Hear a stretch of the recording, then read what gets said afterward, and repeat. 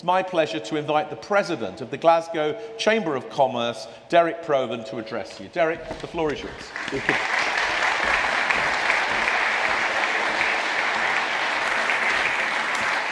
Thank you, Greg, and welcome everyone to today's COB24. As Greg has already highlighted, this is the second one since COP26. It's also part of the Glasgow Climate Week and All Energy tomorrow in the SEC. COB has been developed as part of our COP26 legacy to enable and to scale action-orientated building onto the various climate change pacts that we agreed back at COP26. Supporting our Chamber members within our network is our key focus, and we do that by pulling on the extensive networks that we have with the Scottish Chambers of Commerce and the British Chambers of Commerce, and with the support of the University of Glasgow as our principal partner. The four key themes of our work are strategic leadership, business engagement, international trade, and education legacy. And as a Chamber, we have been progressing on all of these points since COP, and today is the next stage in that journey for us. We do have a packed agenda today, and in that we're going to discuss business transition to a sustainable future, city leadership and urban investment, and innovation with sustainability at its core.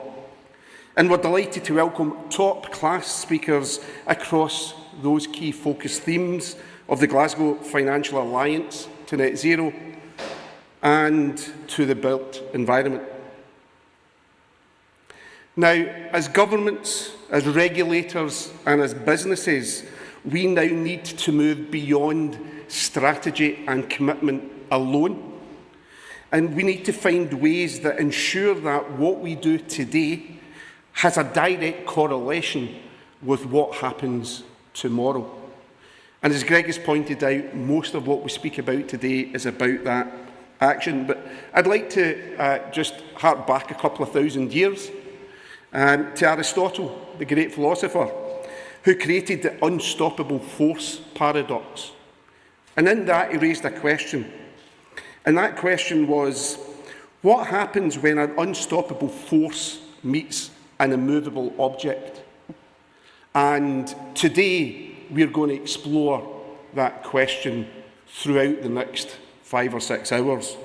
Because today, for us, Mother Nature is that unstoppable force. And 2050, or 1.5 degrees, is that immovable object.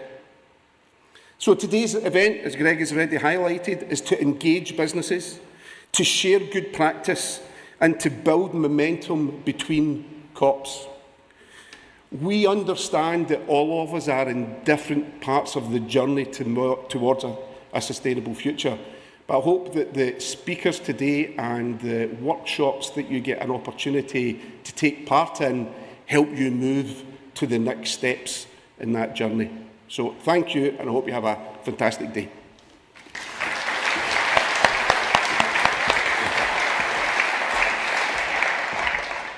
Derek, thank you very much, and thank you on behalf of all of us to the Glasgow Chamber of Commerce for really leading this and making it all possible. Our second keynote welcome will come from Sarah Howard MBE. Sarah is the chair of the British Chambers of Commerce. Sarah, over to you. Thank you very much.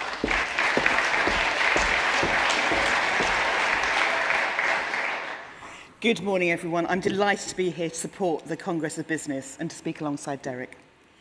I'm proud to have led 3 delegations to COPs from across the Chamber network, here in Glasgow, to Sharm el-Sheikh and Dubai. These delegations and our drive to address the climate challenge would not be possible without the efforts of the team at Glasgow Chamber, Miranda Barker's team, and colleagues from across our international network, some of whom are here today from Abu Dhabi, as well as our member businesses committed to being part of shared solutions. For me, Glasgow COP26 was the kick-off for really strong engagement from the Global Chamber network and the very necessary shift in focus and the connections within the network that we have seen since. The people I've met and the businesses they lead are truly inspiring, and as always, whenever I meet our members, I've learned so much to take back to the team and to talk to government and opposition about.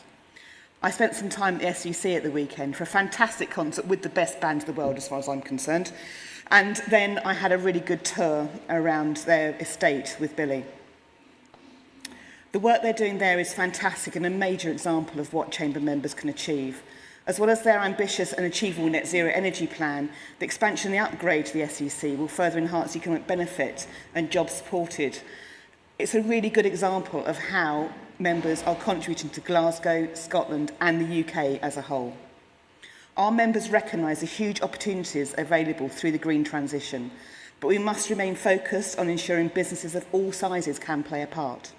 We in this room recognise this, but I fear we need to keep reminding everyone that this is the case.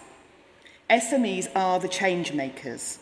We don't just impact the UK economy, we are the UK economy, making up 99.9% of all businesses, 6 million SMEs in the UK, with a combined turnover of £2.18 trillion.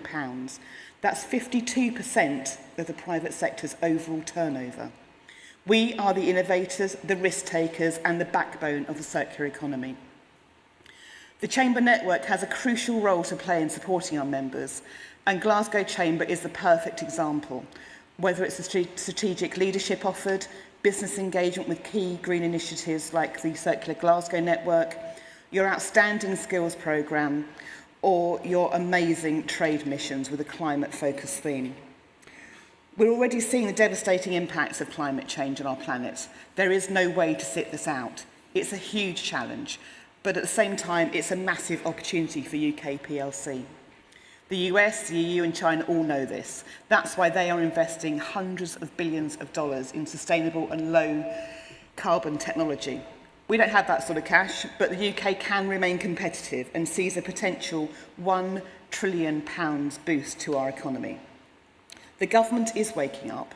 Plans to reform the planning system, which I'm hearing more and more is such a major blocker, speed up the grid connectivity and 960 million of funding for green industries are all very welcome, but recent policy changes have really muddied the waters.